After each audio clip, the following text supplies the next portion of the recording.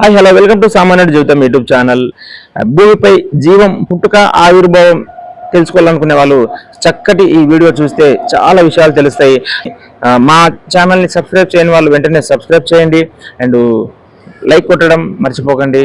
అట్లాగే మీ అభిప్రాయాన్ని కామెంట్ రూపంలో తెలియజేయండి. సో మనకు ఈ భూమిపై విశ్వం పుట్టుక ఆవిర్భావం ఎలా జరిగిందో తెలుసుకోవాలనుకునే వాళ్ళు ఈ వీడియో చూడండి. మనకు బయాలజీ ప్రొఫెసర్ నాగేష్ సార్ మనకు పూర్తిగా ఈ భూమిపై జీవం పుట్టుక ఆవిర్భావం ఎలా జరిగిందో చాలా క్లియర్గా చెప్పారు. సో డోంట్ మిస్ ఇట్, ఈ వీడియో చూడండి. సులువే అయినప్పటికీ ఇలాంటి వేదికల మీద మాట్లాడడం మాత్రం చాలా అరుదు. కాబట్టి కొంత మీకు అర్థమయ్యే ప్రయత్నం చేస్తాము. అంశం జీవం పుట్టుక, ఆరిజిన్ ఆఫ్ లైఫ్ అండ్ కొంతవరకు ఎవల్యూషన్ ఆఫ్ లైఫ్. చాలా సింపుల్ గా సులువుగా మీకు ప్రాథమిక అవగాహన, ప్రాథమిక జ్ఞానం ఉండే విధంగా నేను ప్రయత్నం చేస్తాను. అది మొదటి విషయం. రెండవది ఈ జీవం పుట్టుక, ఆరిజిన్ ఆఫ్ లైఫ్ అనే దాని గురించి తెలుసుకోవడానికంటే ముందు అసలు జీవం అంటే ఏంటో చూద్దాం. ఓకేనా? ఇక్కడ ఉన్న వాళ్ళందరూ దాదాపుగా ఎంతో కొంత చదువుకున్న వాళ్ళే. నేను చెప్పే అనేక విషయాలు మీకు ఆల్రెడీ తెలిసే ఉంటాయి. నేను కొత్తగా ఇక్కడ చెప్పే విషయం ఏం లేదు. ఇంకొంచెం దానికి అడిషనల్ గా మళ్ళొకసారి మీకు అర్థమయ్యే విధంగా చెప్పే ప్రయత్నం చేస్తున్నా, అంతే. ఓకేనా? సో అందరూ 10వ తరగతి వరకు సైన్స్ చదువుకున్న వాళ్ళే కాబట్టి ఇంకా ఈజీగా మీకు అర్థమవుద్ది. సో జీవం అంటే ఏంటి మనకు తెలిసి మీరు ఏమనుకుంటున్నారు అంటే జీవించి ఉన్నదే జీవం, అవునా కాదు? జీవించి ఉన్నది అని మనం ఎలా చెప్తాం? దానికి కొన్ని లక్షణాలు ఉంటాయి, కొన్ని క్యారెక్టర్స్ ఉంటాయి. జీవులు అంటే వాటి లోపల కొన్ని జీవక్రియలు జరగాలి. జీవక్రియలు జరిగేటువంటి వాటినే జీవులు అని చెప్పేసి అంటాం. అలాంటివి కనుక లేకపోతే వాటిని ఏమంటాం? నిర్జీవులు అంటాం. అదే ఇంగ్లీష్ లో అయితే మనం బయోటిక్ అండ్ ఏబయోటిక్ కాంపోనెంట్స్ గా క్లాసిఫై చేస్తాం. So biotic components are living factors. జీవులు అనేటివి జీవక్రియలని నిర్వర్తిస్తాయి. ఆ జీవక్రియలు అంటే మనం ఏం చెప్తాము? పెరగడం కావచ్చు, తినడం కావచ్చు, జీర్ణించుకోవడం కావచ్చు, విసర్జించడం కావచ్చు, శ్వాసించడం కావచ్చు, కదలడం కావచ్చు, ప్రత్యుత్పత్తి కావచ్చు. ఇలా రకరకాల ప్రధానమైనటువంటి జీవక్రియలు ఏవైతే నిర్వర్తిస్తాయో వాటిని జీవులు అని చెప్పేసి అంటాం. అంతే కదా? వాటి గురించి మనం స్టడీ చేసేదే జీవశాస్త్రం, బయాలజీ. ఓకేనా? సో ఆ లైఫ్ ఫార్మ్స్ గురించి స్టడీ చేసేదే బయాలజీ. ఓకేనా?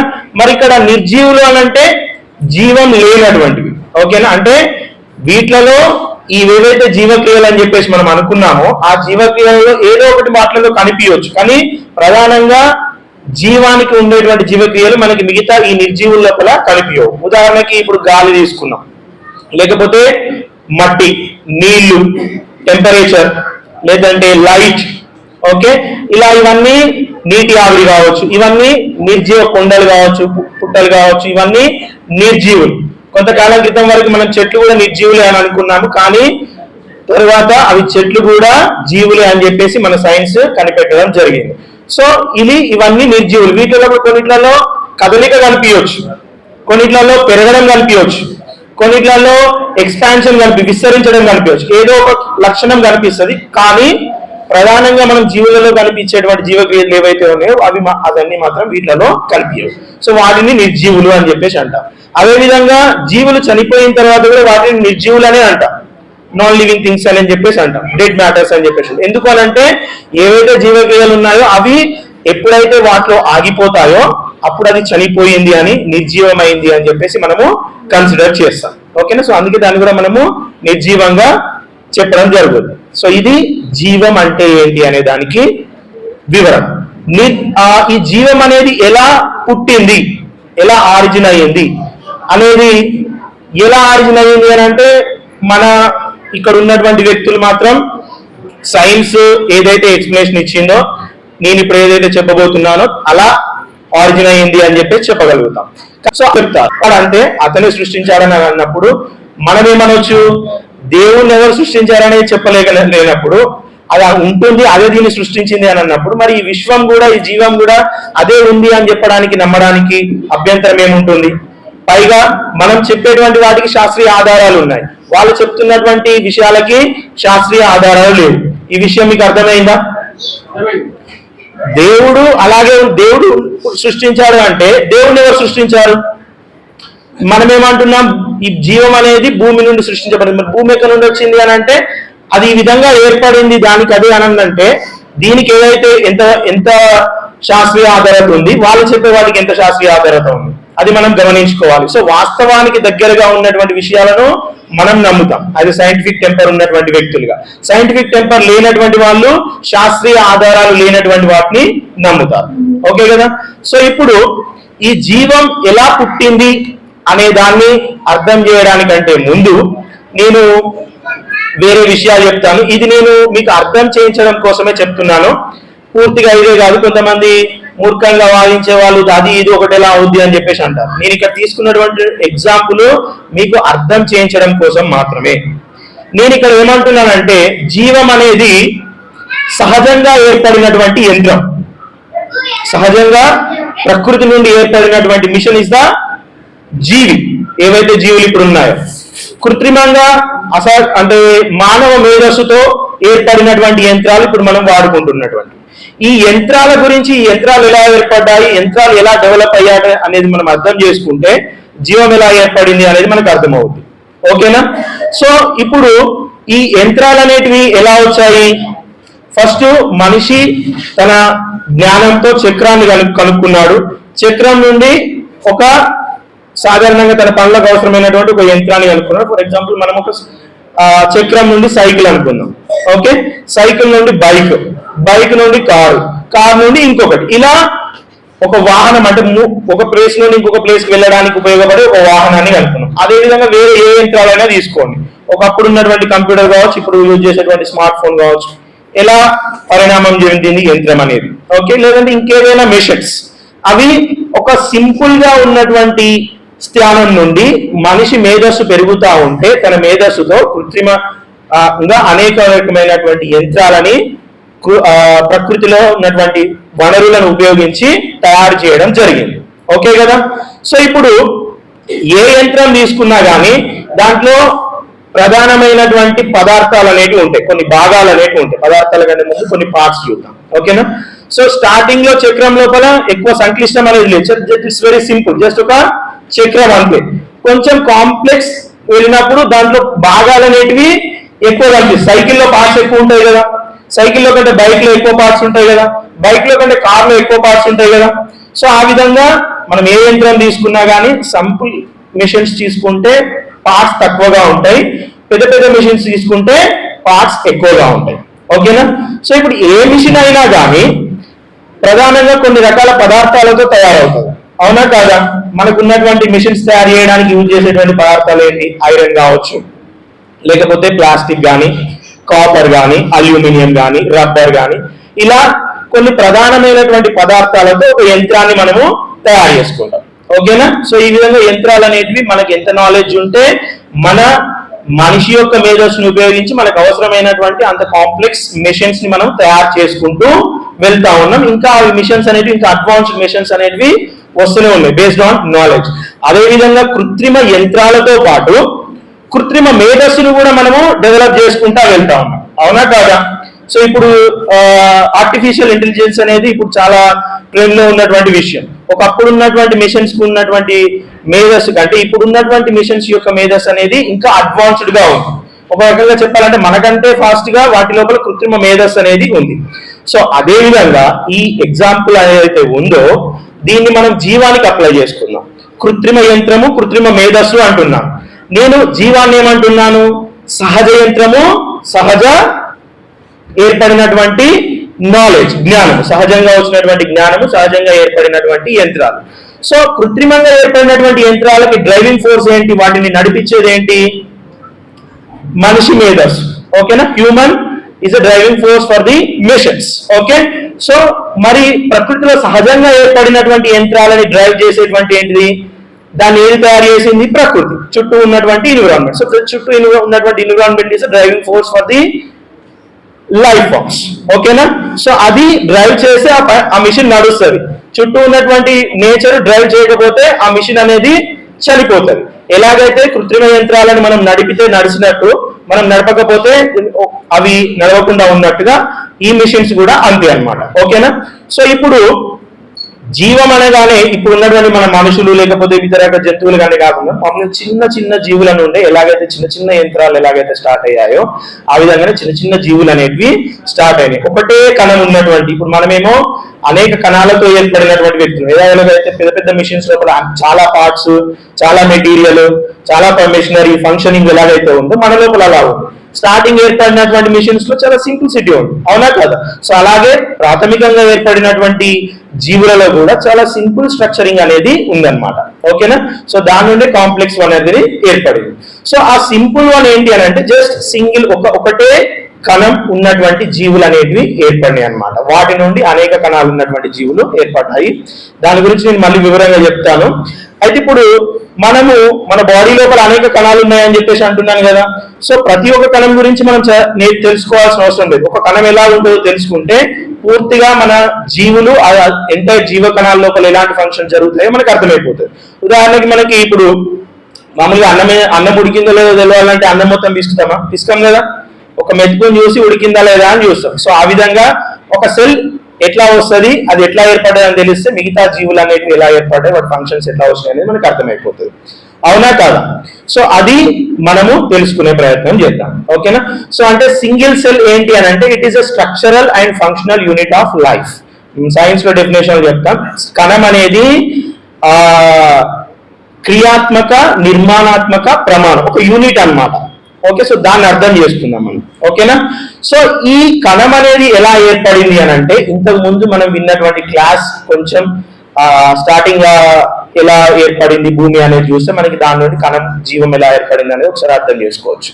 సో సార్ చెప్పినట్టుగా 1350 crores years బ్యాక్ ఈ విశ్వం అనేది ఏర్పడితే అందులో 450 కోట్ల సంవత్సరాల క్రితం, అది మిలియన్స్ లో చెప్పాలంటే 4500 million years ఎగో, ఒక బిలియన్స్ లో చెప్పాలంటే 4.5 billion years ఎగో, అంటే 450 కోట్ల సంవత్సరాల క్రితం ఈ భూమి అనేది ఏర్పడింది. ఓకేనా?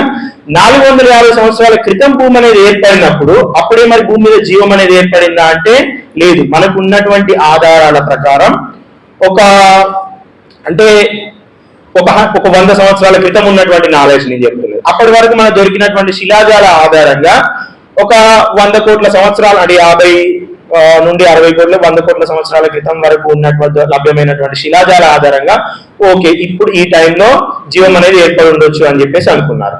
ఓకే, కానీ దానికంటే ముందే జీవం ఏర్పడింది అని చెప్పేసి మన టైలర్ అనేటువంటి సైంటిస్ట్ ప్రీ క్యాంబ్రియన్ స్ట్రాటాస్, అంటే ఎర్త్ లోపల కొన్ని లేయర్స్ ఉంటాయి అన్నమాట. ఒక్కో లేయర్ లో ఒక్కొక్క కాలానికి సంబంధించినటువంటి లేయర్స్ అన్నమాట స్ట్రాటాస్. సో దాంట్లో ప్రీ క్యాంబ్రియన్ స్ట్రాటాస్ లో దొరికినటువంటి ఫాసిల్స్ ఆధారంగా 3.5 billion years ఎగోనే లైఫ్ అనేది ఏర్పడింది అని చెప్పేసి వాళ్ళు ఫైండ్ అవుట్ చేయడం జరిగింది అనమాట. ఓకేనా? సో అంటే భూమి ఏర్పడిన 100 కోట్ల సంవత్సరాల తర్వాత మనకి ఈ భూమి మీద జీవం అనేది ఏర్పడడానికి అనుకూలమైనటువంటి వాతావరణం అనేది ఏర్పడింది. ఓకేనా? సో ఆ అనుకూలమైనటువంటి వాతావరణం ఎలా ఏర్పడింది అని అంటే ముందుగా ఇంతకుముందు సార్ చెప్పినట్టుగా చాలా ఎక్కువ టెంపరేచర్స్ ఉండేది, జీవానికి అనుకూలంగా ఈ భూమి అనేది లేకుండా క్రమక్రమంగా భూమి మీద ఉన్నటువంటి టెంపరేచర్స్ తగ్గుతూ వాటర్ అనేది ఏర్పడము, వర్షాలు అనేటివి పడడము, ఈ విధంగా వాటర్ బాడీస్ అంటే నీటి చెరువులు కావచ్చు, కుంటలు కావచ్చు, సముద్రాలు కావచ్చు, ఈ విధంగా వాటర్ బాడీస్ అనేటివి ఫామ్ అవ్వడము. ఆ క్రమంలో వాతావరణం లోపల ఓజోన్ లేయర్ అనేటువంటిది కూడా ఫామ్ అవ్వడము, ఎక్కువ టెంపరేచర్ కి కారణమయ్యేటువంటి రేస్ భూమి మీదకి రాకుండా ఉండడం, ఇలా అనేక పరిణామాల క్రమంలో ఈ భూమి మీద ఉన్నటువంటి వాతావరణం జీవం ఏర్పడడానికి అనుకూలంగా మారింది. కొంచెం ఒక ఐడియా వరకు అయితే దాన్ని డీటెయిల్ గా చెప్తే మళ్ళీ మీకు అర్థం కాదు. ఓకేనా? సో అనేక పరిణామాల అనంతరం జీవం అనేది ఏర్పడడానికి అనుకూలంగా ఈ భూమి అనేది మారింది. ఓకేనా? ఆ క్రమంలో మనకున్నటువంటి రసాయన శాస్త్ర పరిజ్ఞానం ఆధారంగా మన ఒపారిన్ అనేటువంటి సైంటిస్ట్ అండ్ తనతో అసోసియేట్ సైంటిస్ట్ చేసినటువంటి పరిశోధనల ద్వారా తెలిసింది ఏంటి అని అంటే ఈ భూమి మీద జీవం అనేది ఎలా ఏర్పడి ఉండొచ్చు అని అంటే వాళ్ళు చెప్పినటువంటి సిద్ధాంతంలో అప్పుడు భూమి మీద కేవలం కార్బన్ డైఆక్సైడ్ కావచ్చు, లేకపోతే హైడ్రోజన్ సల్ఫైడ్ కానీ, కార్బన్ మోనాక్సైడ్ కానీ, లేకపోతే వాటర్ వేపర్స్ కానీ, నైట్రోజన్ కానీ ఇలాంటి పదార్థాలు భూమి మీద ఉండేవి. ఇవన్నీ మీకు తెలుసు కదా, ఈ పదార్థాలని మనం చిన్నప్పుడు స్కూల్లో చదువుకునే ఉన్నాం. ఈ పదార్థాలు భూమి మీద ఉండేవన్నమాట.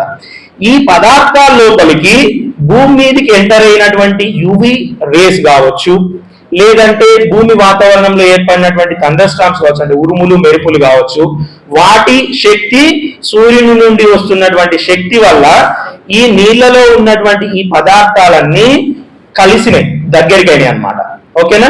సో కలిసి మొదటి జీవ కణంకి దగ్గరగా ఉన్నటువంటి ఒక నిర్మాణం అనేది ఏర్పడింది. దాన్ని యూకా సంథింగ్ అంటారని చెప్పేసి, కోజర్వేటివ్స్ అని చెప్పేసి అంటారు, లేదంటే ఒక పదార్థం, అంటే దగ్గరగా చేరి ఉన్నటువంటి ఒక పదార్థం అనేది ఏర్పడింది అనమాట. ఓకే, సో అది ప్రాథమిక కణానికి దగ్గరగా పోలిక ఉన్నటువంటి నిర్మాణం అన్నమాట. సో దాంట్లో ఎలాగ ఉంటాయంటే, ఇప్పుడు మన కణం లోపల ఒక రూమ్ కి ఒక గోడ ఉండి, గోడ లోపల వేరియస్ మెటీరియల్స్ ఎలాగైతే ఉంటాయో, కణం లోపల కూడా కణంకి ఒక కణం గోడ అంటే వాలు, దాని లోపల ఇతరత్ర పదార్థాలు, కణాంగాలు ఇవి విధంగా ఉంటాయి.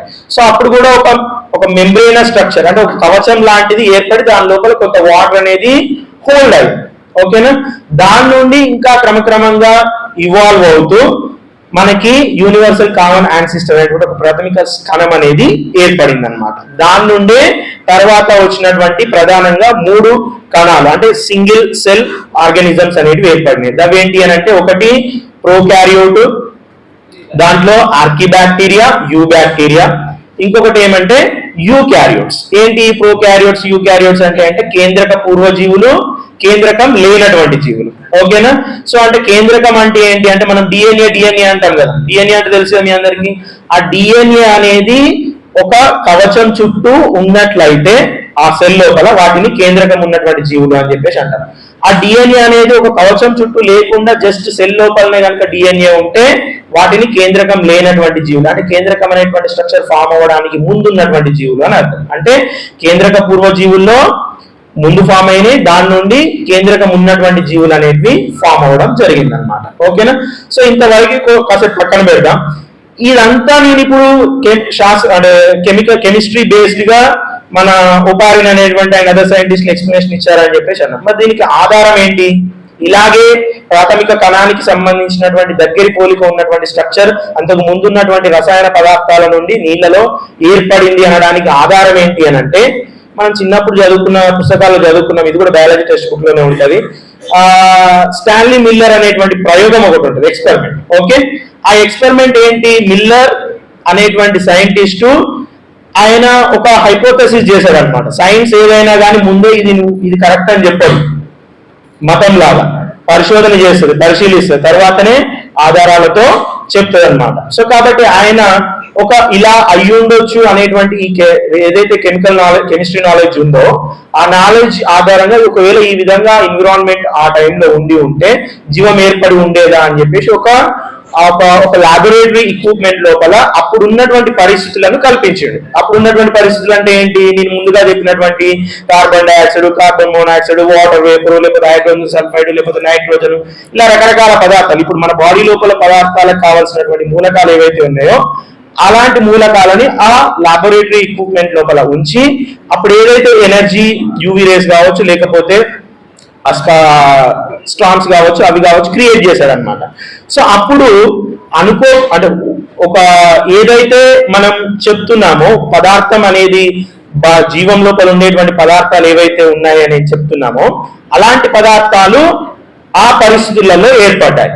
సో ఆ ఎక్స్పెరిమెంట్ ఆధారంగా జీవము ఇలాంటి పరిస్థితుల్లో ఉన్నప్పుడు ఇలాంటి రియాక్షన్స్ కారణంగా జీవ పదార్థాలు అనేటివి ఏర్పడ్డాయి అనేటివి శాస్త్రీయంగా ఎక్స్ప్లెనేషన్ ఇవ్వడం జరిగింది అనమాట. ఓకేనా? ఇంతవరకు అయితే అర్థమైంది కదా. సో నెక్స్ట్ వచ్చేసి ఇప్పుడు మనము ఈ యూకారియోట్స్, ప్రోకారియోట్స్ అని చెప్పేసి అన్నాం కదా.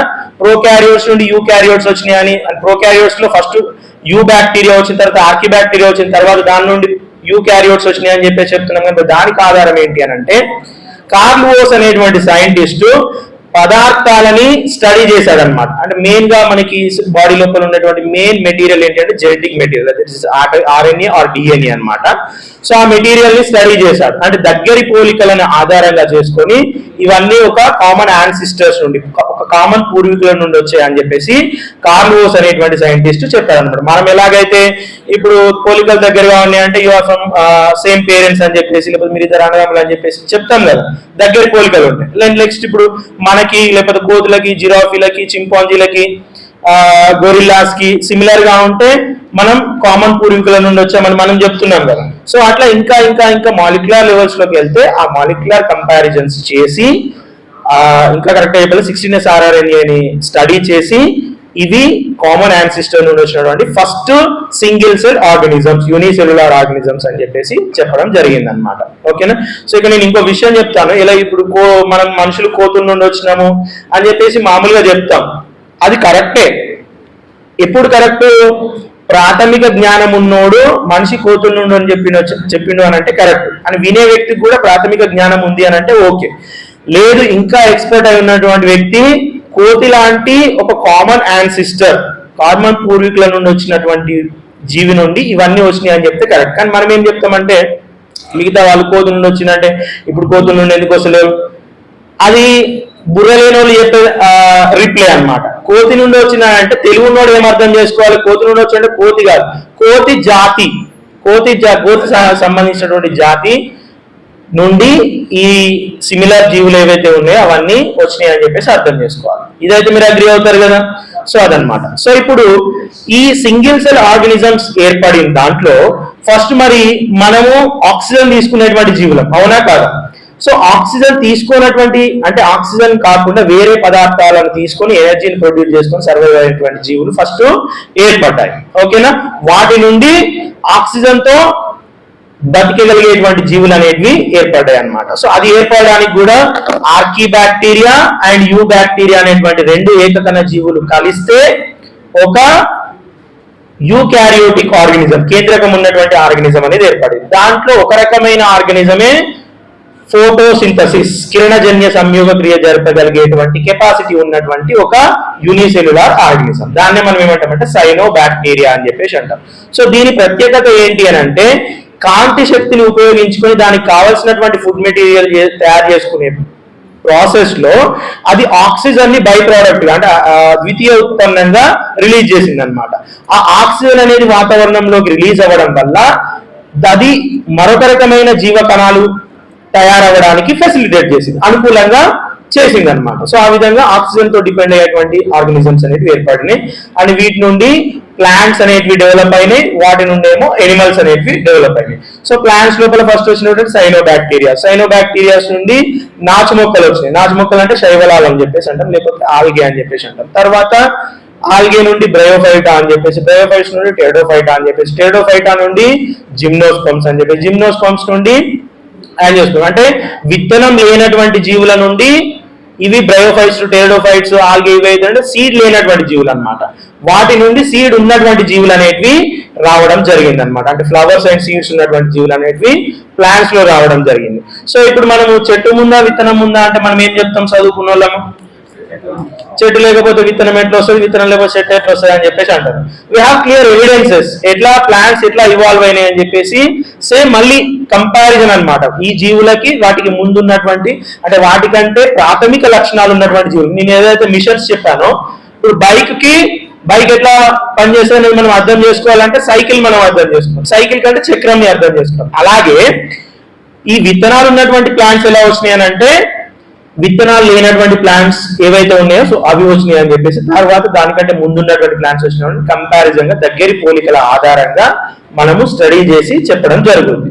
సో కాబట్టి ముందు ప్లాంట్ వచ్చింది, తర్వాత పరిణామ క్రమంలో ప్లాంట్స్ లేనటువంటి సీడ్స్ లేనటువంటి మొక్కల నుండి సీడ్స్ ఉన్నటువంటి మొక్కలు అనేటివి ఉద్భవించడం జరిగింది అనమాట. ఈ విధంగా మొక్కల లోపల పరిణామ క్రమం అనేది జరిగింది.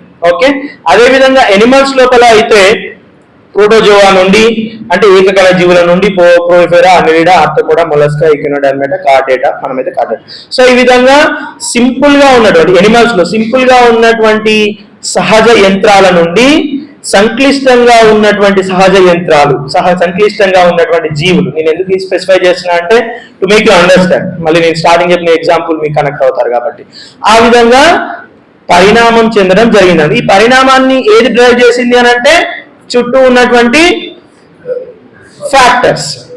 ఏబయాటిక్ ఫ్యాక్టర్, చుట్టూ ఉన్నటువంటి నేచర్ అనేది ఆ పరిణామాన్ని చేయడం జరిగిందనమాట. సో ఈ విధంగా ఎనిమల్స్ లో పరిణామం జరిగింది, ఈ విధంగా మొక్కల లోపల కూడా పరిణామం అనేది జరగడం జరిగిందనమాట. సో అందుకే మనకి ప్రాథమిక లక్షణాలు చూసినప్పుడు మనకి ఏకకణ జీవుల లోపల కనిపిస్తాయి.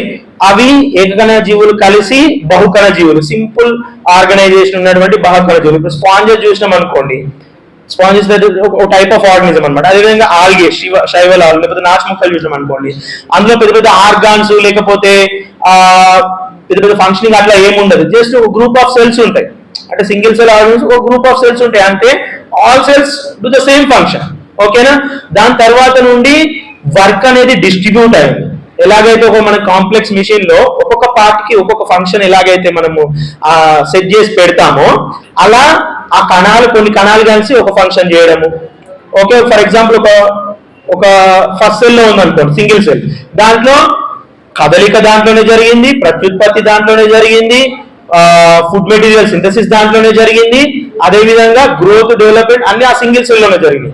కొన్ని గ్రూప్ ఆఫ్ సెల్స్ ఫామ్ అయిన తర్వాత డిస్ట్రిబ్యూటెడ్ ద వర్క్. కొన్ని సెల్స్ అన్ని కలిపి ఫుడ్ మెటీరియల్ స్టోర్ చేసుకోవడం, కొన్ని సెల్స్ మొటిలిటీ కోసం, కొన్ని సెల్స్ ప్రత్యుత్పత్తి కోసం, ఆ విధంగా వర్క్ అనేది డిస్ట్రిబ్యూట్ అయింది. ఈ విధంగా అయితే మనం కాంప్లెక్స్ యంత్రాలలో ఎలాగైతే మనం సెట్ చేస్తామో, దాని తర్వాత వాటి నుండి కాంప్లెక్స్ ఆర్గనిజం, అంటే ఆర్గాన్స్ ఉన్నటువంటి ఆర్గనిజమ్స్ అనేవి డెవలప్ అయినాయి. ఆ విధంగా కాంప్లెక్స్ ఆర్గానిజమ్స్ అనేవి డెవలప్ కావడం జరిగింది అనమాట. ఇది కూడా సింపుల్. మనం ఏదైతే మిషన్ లోపల ఇతర పదార్థాలను యూజ్ చేసి ఒక టూల్ ని లేకపోతే ఒక పార్ట్ ని తయారు చేస్తామో, ఆ వర్క్స్ ఎలాగైతే డిస్ట్రిబ్యూట్ చేస్తామో, ఒక్కొక్క మిషన్ పార్ట్ ఒక్కొక్క ఫంక్షన్ ఎలాగైతే చేస్తుందో, మన లోపల కూడా అంటే జీవుల లోపల కూడా అదే విధంగా అసెంబ్లింగ్ అనేది, ఇవాల్యూషన్ అనేది జరిగింది అనమాట. ఓకేనా? సో కృత్రిమ మేధస్సుతో కృత్రిమంగా వస్తువులని మనిషి ఏ విధంగా అయితే ఒక క్రమ పద్ధతిలో అమరిస్తే ఒక పని చేయగలిగే, లేదంటే ఒక మల్టిపుల్ ఫంక్షన్స్ చేయగలిగేటువంటి ఒక కృత్రిమ యంత్రం, ఒక మిషన్ ఎలాగైతే తయారయ్యిందో, నేను ముందుగా చెప్పినటువంటి అనేక రకాల పదార్థాలు, ఆ పదార్థాలు ఒక క్రమ పద్ధతిలో అమరి ఉండడము, ఆ అమరి ఉన్నటువంటి అవయవాల సెల్స్ నుండి మళ్ళీ ఒక ఆర్గాన్స్ ఏ విధంగా ఒక క్రమ పద్ధతిలో వాటి లోపల అరేంజ్ అయి ఉండడం, టిష్యూస్ ఉండడం వల్ల ఆ ఫంక్షన్స్ అనేటివి జరుగుతూ ఉన్నాయి. ఒక సెల్ లోపల చూసుకున్నా, లేదంటే ఒక కాంప్లెక్స్ ఆర్గానిజం లో చూసుకున్నా, ఎలాగైతే మిషన్ లోపల అసెంబుల్ చేసేది ఫంక్షన్ ఎలా అవుతుందో, ఈ జీవుల లోపల క్రమ పద్ధతిలో అరేంజ్ అయి ఉంటే ఆ వాటి లోపల ఫంక్షన్ అనేది జరుగుతుంది అనమాట. ఒకవేళ వాటి ఆ క్రమం తప్పింది అనుకో, ఏమవుతుంది? ఆ మిషన్ పనిచేయదు. ఇప్పుడు మన లోపల రెస్పిరేటరీ సిస్టమ్ ఉంటుంది, సర్క్యులేటరీ సిస్టమ్ ఉంటుంది, తర్వాత డైజెస్టివ్ సిస్టమ్ ఉంటుంది. ఓకే, అలా రకరకాల ఆర్గాన్స్ ఒక ఫంక్షన్, అందులో అవి ఉండాల్సినటువంటి పొజిషన్ లో, అవి ఉండాల్సిన విధంగా లేకపోతే ఆ యంత్రంలో ఉన్నటువంటి భాగాలు పనిచేయవు. ఎలాగైతే మిషన్ లో పనిచేయవో ఇక్కడ కూడా అంతే అన్నమాట. సో ఈ విధంగా జీవం అనేది ఏర్పడింది, అండ్ ఈ విధంగా జీవం అనేది ఇవాల్వ్ అయిందని చెప్పేసి మనము అర్థం చేసుకోవచ్చు. సో దానికి చాలా రకాల థియరీలు కూడా ఉన్నాయి. పరిణామం చెందిన దానికి లామార్క్ థియరీ ఉంది, డార్విన్ థియరీ ఉంది. సో వాళ్ళు కూడా ఎలా చెప్పారు, దానికి పూర్వం ఉన్నటువంటి జీవుల నుండి వాతావరణంలో ఏర్పడినటువంటి మార్పుల అనుగుణంగా జీవులు అనేవి ఇవాల్వ్ అవుతూ వచ్చినాయి. సో మనకి ఎలాగైతే మనం అప్డేట్ అవుతున్నామో, మనం ఏదైతే ఎలాగైతే అప్డేట్ అవుతుంది, మిషనరీస్ లోపల కూడా చేంజెస్, ఎవల్యూషన్స్ వచ్చినట్టుగా, అడ్వాన్స్డ్ టెక్నాలజీస్ వచ్చినట్టుగా, ప్రకృతిలో ఉన్నటువంటి వాతావరణ పరిస్థితుల కారణంగా అప్పుడు ఉన్నటువంటి జీవుల లోపల కొన్ని రకాల మార్పులు జరిగి మరొక రకమైన జీవులు ఏర్పడడం, వాటిలో నుండి మళ్ళీ ఇంకా మరొక రకమైనటువంటి జీవులు ఏర్పడడం, ఈ విధంగా ఏర్పడుతూ వచ్చింది. వాటి పూర్వీకుల నుండే we come from our ancestors. Okay, పూర్వీకుల నుండే మనము వస్తాం. మన బాడీ లోపల ప్రతి సెల్ కూడా దానికి ముందున్నటువంటి సెల్ నుండే వస్తుంది. మనం ఎంటైర్ ఆర్గానిజం ని కూడా మనకు ముందున్నటువంటి పేరెంట్స్ నుండే వస్తాం. ఓకేనా? సో అలా ఏ జీవులైనా కూడా వాటికి ముందున్నటువంటి జీవుల నుండి కొన్ని మార్పులు చెందుతూ ఇవాల్వ్ అవుతూ వచ్చినాయి. ఎలాగైతే మన ఓల్డ్ పేరెంట్స్ కి మనకి పోలికలు దూరం ఉంటాయి, దగ్గర పేరెంట్స్ కి పోలికలు దగ్గరగా ఉంటాయి, అవునా కాదా? సో జీవులలో కూడా లాంగ్ అంటే ప్రైమరీ వన్స్ కి వెళ్తే వేరియేషన్స్ ఎక్కువ ఉంటాయి. దగ్గరగా ఉన్నటువంటి, ఇప్పుడు బైక్ కి స్కూటీకి దగ్గర రిలేషన్షిప్ ఉంటుంది, కానీ సైకిల్కి ఎంత డిఫరెన్స్ ఉంటుంది, ఎడ్ల బండికి ఇంకెంత డిఫరెన్స్ ఉంటుంది, అవునా కాదా? సో ఏదైనా కానీ సేమ్ ఎగ్జాంపుల్ చెప్తున్నా అని చెప్పేసి అనుకుంటున్నాను, just to make you understand, ఓకేనా. సో అలా ఏర్పడ్డాయి అని చెప్పేసి అందులో భాగంగా చాలా జీవులు అంతరించిపోయాయి, కొత్త జీవులు ఏర్పడ్డాయి. అదే చెప్తాడు Darwin, survival of the fittest అని చెప్పేసి అంటాడు. ఓకే, సో నేచర్ ఎప్పుడైనా సెలెక్ట్ చేసుకుంటుంది. ఆ వాతావరణంలో ఏర్పడినటువంటి మార్పులకి ఏవైతే తట్టుకోగలుగుతాయో అవి బతుకుతాయి, తట్టుకోలేనివి ఎక్స్టెంట్ అయిపోతాయి. డబ్బా ఫోన్ ఉందా, ఇప్పుడు స్మార్ట్ ఫోన్ ఉందా, జేబులో స్మార్ట్ ఫోన్ ఉంది, అవునా కాదా. సో అలాగా అంటే కొన్ని జీవులు if there is still the environmental factors are favourable, they can survive, ఓకేనా. ఆ ఫ్యాక్టర్స్ కనుక అవి అడాప్ట్ చేసుకోలేకపోయినా, ఆ మార్పులకు అనుగుణంగా అవి మారకపోయినా, వాటి లోపల మార్పులు చేసుకోలేకపోయినా దే విల్ బి ఎక్స్టెంట్ అన్నమాట, ఓకేనా. అవి అంతరించిపోయే అవకాశం అలా చాలా రకాల జీవులు అంతరించిపోతా ఉన్నాయి. యాజ్ అ బాటనీ నాకు తెలిసింది 15 lakhs ప్లాంట్స్ ఐడెంటిఫై చేసి ఇంకా ఐడెంటిఫై చేయని ప్లాంట్స్ ఉన్నాయి. అదేవిధంగా ఎనిమల్స్ లో కూడా ఉన్నాయి. అందులో ఏవి అంతరించిపోతున్నాయి, ఏవి అంతరించిపోవట్లేదు అనేది మనకి ఇంకా పూర్తి పరిజ్ఞానం లేదు. కాబట్టి ప్రతి ఒక్క జీవి కూడా ఇంపార్టెంటే అన్నమాట. సో ఈ చుట్టూ ఉన్నటువంటి పర్యావరణం ఉంటేనే ఆ జీవులు ఉంటాయి, జీవులు ఉంటేనే చుట్టూ ఉన్నటువంటి పర్యావరణంలో కూడా అనుకూలమైనటువంటి పరిస్థితులు ఉంటాయి. కాబట్టి రెండు ఇంపార్టెంటే. దానికోసం అని చెప్పేసి మనము రీసెంట్ టైమ్స్ లో జీవ వైవిధ్యం పైన ఎక్కువ ఫోకస్ చేస్తున్నాం. బయోడైవర్సిటీ, డైవర్సిటీ అనేది ఉండాలి, వైవిధ్యత అనేది ఉంటేనే ప్రకృతికి అందం అండ్ ప్రతి ఒక్క లైఫ్ సస్టైన్ అవ్వడానికి అవకాశం ఉంటుంది. ఆ వేరియేషన్, ఆ డైవర్సిటీ అనేది లేకపోతే లైఫ్ అనేది ఒకదాని మీద ఒకటి డిపెండ్ అయి ఉంటుంది, కాబట్టి ఎక్స్టెంట్ అయిపోతుంది, ఓకేనా. సో ఇది నేను నాకున్నటువంటి పరిజ్ఞానంతో చాలా సింపుల్ గా మీకు అర్థం చేయించే ప్రయత్నం చేశాను. మీ అందరికీ అర్థమైందని అనుకుంటున్నాను. ఈ అంశం పైన మీకు ఏవైనా సందేహాలు ఉంటే సింపుల్ గా అడగండి, సింపుల్ గా చెప్పే ప్రయత్నం చేస్తాను. మనిషి అంటే నేను మొత్తం కనిపిస్తున్నా, అవునా కాదా. నా లోపల ఉన్నటువంటి ఎవ్రీ సెల్ కనిపిస్తుందా? మన బాడీ లోపల ఉన్నటువంటి సెల్ కంటే అంతకంటే చిన్న జీవులు ఉంటాయి. ఇప్పుడు నీ ఫ్యాన్ ఉందా, ఆ ఫ్యాన్ మీద జస్ట్ డస్ట్ తీసి నువ్వు మైక్రోస్కోప్ కింద పెట్టి చూస్తే చాలా రకాల బ్యాక్టీరియాస్ లేకపోతే ఇతర జీవుల అంటే ఫంగల్ బూజుకు సంబంధించినటువంటి మొక్కలకు సంబంధించిన చిన్న చిన్న స్పోర్స్ అంటారు వాటిని. సో చాలా చిన్నవి ఉంటాయి, అవి మన కళ్ళకు కనిపించవు. కాబట్టి ఆ వాటర్ క్యాన్ లో ఆల్రెడీ వాటర్ లో ఉన్న మన బాడీ లోపల కూడా మంచి బ్యాక్టీరియా ఉంటుంది, చెడు బ్యాక్టీరియా ఉంటాయి. ఆల్రెడీ మనం కన్జ్యూమ్ చేస్తున్న ఫుడ్ లోపల ఏదైతే రెస్పెక్టివ్ ఆర్గనిజం సంబంధించినటువంటి వాటి పునరుత్పత్తి చెందగలిగేటువంటి లక్షణం ఉన్నటువంటి భాగాలు ఉండొచ్చు, లేదా ఆల్రెడీ ఆ భూమి లోపల అంతకు ముందు ఉన్నటువంటి జీవులు కానీ అవి ఈ మన బాడీ డెడ్ బాడీని యూటిలైజ్ చేసుకుని ఆ micro organisms or micro organism develop అవ్వడానికి ఛాన్స్ వచ్చింది. వాటి డికంపోజర్స్ అని చెప్పేసి అంటారు. అంటే మనం ఏదైనా వెజిటేబుల్స్ అయినా కానీ లేకపోతే ఏవైనా కానీ అక్కడ ఒక చెట్టు ముద్ద అయినా కానీ అక్కడ పడేస్తే కొన్ని సంవత్సరాల తర్వాత, కొన్ని రోజుల తర్వాత అది మళ్ళీ ఏదైతే పదార్థం ఆ జీవం తయారు కావడానికి ఉపయోగపడిందో ఆ పదార్థంగా మారిపోతుంది అన్నమాట. అది ఏంటి అని అంటే ఈ అంటే సూక్ష్మజీవులు ఏదైతే దాని మీద మనం ఏదైతే చికెన్ మటన్ తింటున్నామో మనల్ని తినేటువంటి చిన్న చిన్న జీవులు కూడా ఉంటాయి అన్నమాట. అవి దాన్ని డిగ్రేడ్ చేస్తాయి, డీకంపోజ్ చేస్తాయి అన్నమాట. సో దానివల్ల అవి ఫామ్ అవుతాయి. వాటర్ క్యాన్ లో వచ్చేది కూడా అది ఆల్రెడీ అందులో ఉన్నటువంటి స్పోర్స్ ఏదైతే ప్రత్యుత్పత్తి కారణమయ్యేటువంటి వాటి నుండి అవి తయారవుతాయి, ఓకేనా. సో మనకి ఏదైనా అంటే ఏదైతే ఈ సెల్స్ ఏవైతే ఉన్నాయో అవి ప్రతి చోట అంటే స్ప్రెడ్ అయిపోయేసి వాతావరణం మొత్తంలో అవి ఉంటాయి. కాబట్టి ఆ విధంగా అవి గ్రో అవుతాయి. అర్థమైన ప్రక్రియ మార్పు చెందుతూనే ఉంటాయి. అది ప్రకృతి సహజ లక్షణం, ప్రకృతి యొక్క సహజ లక్షణం. అది మనం మారుతూనే ఉన్నాం. అలా అదే విధంగా మిగతా జీవులు కూడా మార్పు చెందుతూనే ఉన్నాయి. అది మనకి ఇట్లా చూడగానే కనిపిస్తుంది. ఇప్పుడు 1350 కోట్ల సంవత్సరాల క్రితం విశ్వం పుట్టింది, 450 కోట్ల సంవత్సరాల క్రితం భూమి పుట్టింది, తర్వాత జీవం అనేది 3.5 బిలియన్ ఇయర్స్ ఎగో జీవం పుట్టింది అని చెప్పేసి, తర్వాత ఈ I don't know exact period. So ఇలా చెప్తున్నాం. ఇది మన కళ్ళ కొన్ని కోట్ల సంవత్సరాలు మన హ్యూమన్ సివిలైజ్ అంటే ఇప్పుడు ఉన్నటువంటి పీరియడ్ 2000 ఇయర్స్. ఈ 2000 ఇయర్స్ మనకి ఇమాజిన్ వెరీ బిగ్. కోట్ల సంవత్సరాలు పరిణామం చాలా టైం తీసుకుంటుంది అన్నమాట పరిణామం. అంటే కొన్ని సందర్భాలలో సడన్ గా కూడా జరగవచ్చు. ఎవల్యూషన్ అంటే మార్పు అనేది సడన్ గా జరగవచ్చు, కోర్స్ ఆఫ్ టైం లో కూడా జరగవచ్చు అన్నమాట.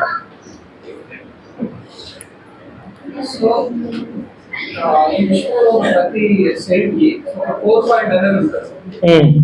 సో అట్లా హ్యూమన్ బాడీలో మన కోర్ పాయింట్ ఉందా? ఫర్ ఎగ్జాంపుల్ కోర్ పాయింట్ అనేది ఉందా? ఓకేనా? సో ఇప్పుడు హిందుత్వంలో ప్రయత్నం చేయడం కోసం నేను మిషన్ ఎగ్జాంపుల్ గా తీసుకున్నాను. కోర్ మీరంటూ ఆ రిలీజియన్స్ చెప్తున్నటువంటి ఆత్మ అనేది లేదు అనేది మనం చెప్తున్నాం.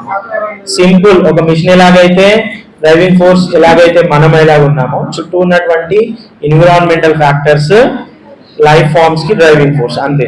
ఎన్విరాన్మెంటల్ ఫ్యాక్టర్స్ ఫెసిలిటేట్ చేయకపోతే, ఒకవేళ నేను ఆక్సిజన్ అనేది నా బాడీ లోపలికి వెళ్ళకపోతే ఈ మిషన్ పనిచేయదు. కార్బన్ డైఆక్సైడ్ బయటకు రిలీజ్ కాకపోయినా, వాటర్ అనేది ఏబయాటిక్ కాంపోనెంట్, వాటర్ అనేది నిర్జీవ పదార్థం నా లోపలికి వెళ్ళకపోయినా, లేకపోతే ఎక్స్క్రీటా బయటికి వెళ్ళకపోయినా, ఓకే, ఏది environmental abiotic or abiotic factors పనిచేయకపోయినా this machine will not be worked. Already వాటి అంటే స్టార్టింగ్ లో రిప్రొడక్షన్ ప్రాసెస్ అనేది సింపుల్ గా జరిగింది. ఏదైనా సింపుల్ నుండి కాంప్లెక్స్. ఓకే, సో సింపుల్ గా జస్ట్ ఇప్పుడు నేను ఆల్గే అన్నాను, ప్రిమిటివ్ ప్లాంట్స్ లో అయితే ఆల్గే అని చెప్పేసి, వేరే అయితే ప్రోటోజోవన్ సంథింగ్ అని చెప్పేసి. అవి reproduction process very simple. Just ఒకటి ఉంటే అది 2 పార్ట్స్ విడిపోవడం. ఏదైతే బేసిక్ సెల్ లోపల ఇప్పుడు ఒక సెల్ 2 సెల్స్ ఎట్లా అవుతుందో సేమ్ అట్లా అయిపోయింది. రెండు ముక్కలు అయితే ఇది ఇంకొక జీవి, ఇది ఇంకొక జీవిగా అయిపోయింది. ఈ 2 ముక్కలు మళ్ళీ ఆఫ్ అయితే 4 ఏర్పడినాయి, 4 8 అయినాయి, 8 16 అయినాయి, 16 32 అయినాయి. అంత సింపుల్ గా ఉండేది రిప్రొడక్షన్ ప్రాసెస్ కూడా. తర్వాత డిస్ట్రిబ్యూషన్ అనేది ఏర్పడింది అనమాట. కణాల నుండి కణజాలాలు అంటే గ్రూప్ ఆఫ్ సెల్స్ ఉన్నటువంటి ఆర్గానిజమ్స్, గ్రూప్ ఆఫ్ సెల్స్ ఉన్నటువంటి అంటే ఆర్గాన్స్ ఉన్నటువంటి జీవులు నుండి కాంప్లెక్స్ స్ట్రక్చర్స్ ఉన్నటువంటి జీవులు ఆ విధంగా డెవలప్ అయింది. సో వాటర్ లో ఉన్నాయంటే అవి ఆల్రెడీ అంతకు ముందు ఉన్నవే, అవే పెరిగి అక్కడ ఏవైతే ఇప్పుడు నేను ఒక రూమ్ లో ఒక 10 మందిని వదిలేస్తాను, ఒక 4 బత్తాల బియ్యం వేస్తాను, వెజిటేబుల్స్ ఇస్తాను. ఎన్ని రోజులు తింటారు? అయిపోయా తింటారు, తర్వాత సచ్చుడే కదా. చుట్టూ ఉన్నటువంటి ఫ్యాక్టర్స్ మన పైన పనిచేయకపోయినా, మన లోపల ఉన్నటువంటి పార్ట్స్ కూడా బయట నుండి ఫ్యాక్టర్స్ మనకు అనుకూలంగా ఉన్నా, ఈ మిషన్ సరిగా లేకపోయినా ఇది పనిచేయదు అంతే. ఇట్లా చెప్పారు. ఈరోజు చెప్పుకున్న 2 టాపిక్స్ ఒకదానికొకటి బాగా సంబంధం ఉండేటువంటి ప్రశ్నలు. మనల్ని ప్రతి వ్యక్తి నువ్వు నాస్తికుడివి అనగానే ఫస్ట్ అయితే మరి భూమి ఎట్లా పుట్టింది, మరి నువ్వెట్లా పుట్టావు, మనుషులు ఎట్లా పుట్టిరు, ఈ భూమిని ఎవరు పుట్టించారు, ఇవే క్వశ్చన్ అడుగుతారు. కానీ వాళ్ళు పుట్టించుడు కాకే పోతాడు, కానీ ఎలా పదానికి అర్థం తెలియదు. పరిణామము ఒక దశ నుంచి మరో దశకి ఎట్లా మారి పుట్టించిన అనే కడ మైండ్లో ఉంటాడు. కాబట్టి ఎవరు పుట్టించిన అడుగుతాడు. ఇప్పుడు కిరణ్ సార్ని పట్టుకుపోయి నాగేష్ సార్ని పట్టుకుపోయి ఆ ముందు కూర్చోబెట్టినా వాడు సాటిస్ఫై కాదు ఫస్ట్. అలాగే ఇప్పుడు వీళ్ళిద్దరు చెప్పిన దాన్ని బట్టి మీరు కూడా సాటిస్ఫై కాదు. ఎందుకంటే ఫర్ ఎగ్జాంపుల్ చెప్తా, వీళ్ళు ఒక 10 సంవత్సరాలు అంటే 10th అయిపోయినాక ఇంటర్మీడియట్లో బైపీసీ 2 years చదివి, డిగ్రీలో 3 years చదివి, పీజీలో 2 years చదివి, ఆ తర్వాత సిఎస్ఐఆర్కి ప్రిపేర్ అయ్యి, పిహెచ్డికి ప్రిపేర్ అయ్యి, డిగ్రీ కాలేజ్ లెక్చరర్ కోసం మళ్ళీ ప్రిపేర్ అయ్యి, జూనియర్ కాలేజ్ లెక్చరర్ కోసం ప్రిపేర్ అయ్యి, మనమేమో 10వ తరగతి దాకా సైన్స్ చదివి ఆపేసినాం, మనం బతుకుతున్నాం. కానీ 10th క్లాస్ నుంచి 10th అయిపోయి 10 years అవుతుందా, వీళ్ళు బీఈడీ టీచర్ ట్రైనింగ్ లో కూడా మళ్ళీ అదే చదివారు సైన్స్. 14 ఏళ్ళుగా మనం 10వ తరగతి వరకే సైన్స్ చదివి వదిలేస్తే, ఆ తర్వాత 14 ఏళ్ళుగా చదివిన వీళ్ళు మనకు ఒక గంట సేపట్లో మనకు అర్థం చేయించగలుగుతారా? పోయి మనం ఒక గంట ఇంటే మనకు బుర్రకు ఎక్కువ పోయి ఇట్లా ఇవ్వగానే మనం అట్లా పోయి మనం యుద్ధం చేయగలుగుతాం. పోయి ఎవరైనా అడిగిపోయి కానీ 2 గంటలు మనం చెప్తాం వాళ్ళకు ఏం చెప్పలేము, అస్సలే చెప్పలేము, గుర్తుపెట్టుకోరు. కాకపోతే మనకు ఒక ఫీలింగ్ ఏమొస్తుందంటే, ఎస్ మన దాంట్లో కూడా ఇలాంటి అంశాల మీద డౌట్ వస్తే చక్కగా గంటలు ఎక్స్ప్లెయిన్ చేసేటోళ్ళు మా వాళ్ళు కూడా ఉన్నారు. మేము కూడా దీని గురించి కొంచెం విన్నాము, మనకు ఒక చిన్న అడుగు విత్తనం పడుతుంది అంతే. ఇప్పుడు నెక్స్ట్ మనం యూట్యూబ్ వీడియోల మీద పడాలి. దీనికి రిలవెంట్ గా దేశంలో ప్రపంచంలో ఏ సైంటిస్టులు లోతైన విశ్లేషణ బొమ్మలతో ఎక్స్ప్లెయిన్ చేసిరో అది చూసుకోవాలి. ఇందాక ఓపరింగ్ అన్నాడు, ఏమో ఓపరింగ్, ఆయన రాసిన జీవోత్పత్తి కథ చదవండి. నండూరు రామ్మోహన్ రావు గారు రాసిన నరావతారం చదవండి. ఈ మధ్య ఒకటి సేఫియన్స్ అనే బుక్ వచ్చింది, అది చదవండి.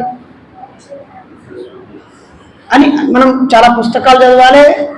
వీళ్ళు ఇప్పుడు సార్ లాగే ఇంకొక 2 మెంబర్స్ని కలిపి ఒక ప్యానెల్ని కూర్చోబెట్టి మళ్ళీ మనం డిస్కషన్ పెట్టుకుందాం.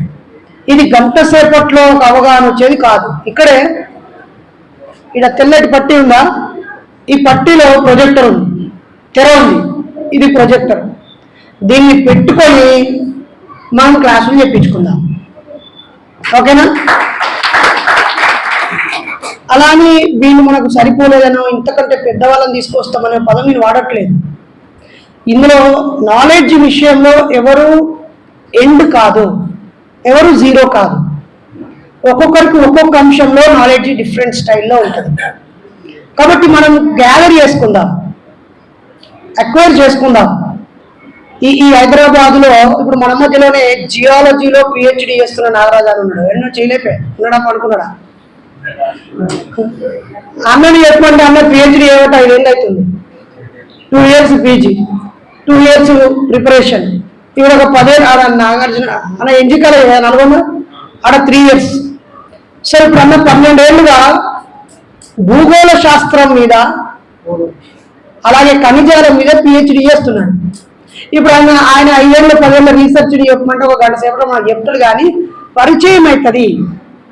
ఓకేనా? మనం పర్ఫెక్ట్ కాలేము. ఇది ఒక కంటిన్యూస్ ప్రాసెస్. దీని మీద ఒక్కొక్క సెషన్ పెట్టుకుందాము. ఇప్పటి నుంచి ప్రతి సమావేశము నేను వచ్చుడు, మళ్ళీ మీరు పరిచయం చేసుకున్నాడు, మధ్యలో వచ్చి మన సంఘానికి సంబంధం లేని వచ్చి 1-2 గంటలు తీసుకున్నాడు, టైం అయిపోతుంది వెళ్ళిపోరంటే వెళ్ళిపోడు, తర్వాత నేనే క్లాస్ వీకుడు వెళ్ళిపోడు కాదు. ఇప్పటి నుంచి ప్రతిసారి ఒక 2 అంశాల మీద క్లాసులు చెప్పించుకున్నాం. ఒకసారి చట్టాల మీద, ఒకసారి ఆరోగ్యం మీద, ఒకసారి శరీర నిర్మాణం రోగాల మీద, ఒకసారి వ్యక్తిత్వం మీద, ఒకసారి కమ్యూనికేషన్ మీద, ఒకసారి భారత రాజ్యాంగం మీద, ఒకసారి ఫ్యామిలీ కౌన్సిలింగ్ మీద, ఒకసారి లవ్ అండ్ ఎఫెక్షన్ ఎమోషనల్ ఇంటెలిజెన్సీ మీద, ఒకసారి యూట్యూబ్ యూజ్ గురించి, ఒకసారి సోషల్ మీడియా గురించి, ఒకసారి హేతువాదం గురించి, మానవవాదం గురించి, నాస్తికత్వం గురించి, భౌతికవాదం గురించి, మార్క్స్ రాసిన దాస్ క్యాపిటల్ గురించి, గులాంగిరి బుక్ గురించి, బాబాసాహెబ్ రచనల గురించి, మహనీయులు రాసిన పుస్తకాల గురించి ప్రతిసారి ఒక 2 రిసోర్స్ పర్సన్స్ ని మనం పిలుచుకొని వాళ్ళ క్లాసులు చెప్పించుకుందాం. ఓకేనా? అప్పుడు తెలిసిందే అయితే మళ్ళీ రిమైండర్ అనుకుందాం. మనకు తెలిసిన దానికంటే తక్కువ చెప్తే అరే ఇంతకంటే బాగా చెప్పాలి అని అనుకుందాం. తెలియకపోతే తెలుసుకుందాం. ఓకే? ఓకేనా? మీరు కూడా నెక్స్ట్ టైం అందరూ సిద్ధంగా ఉండాలి. ఎవరో ఒకరు ఏదో ఒక అంశం మీద ఇక్కడ ఒక గంట సేపు చెప్పడానికి. డన్?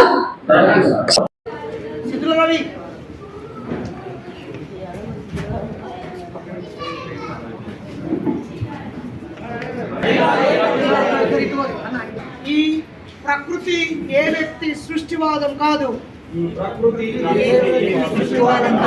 ఇది పరిణామం. పరిణామమే సత్యం. కల్పితం లేదు, సృష్టి లేదు, ఇది పరిణామం. జై హింద్ సార్.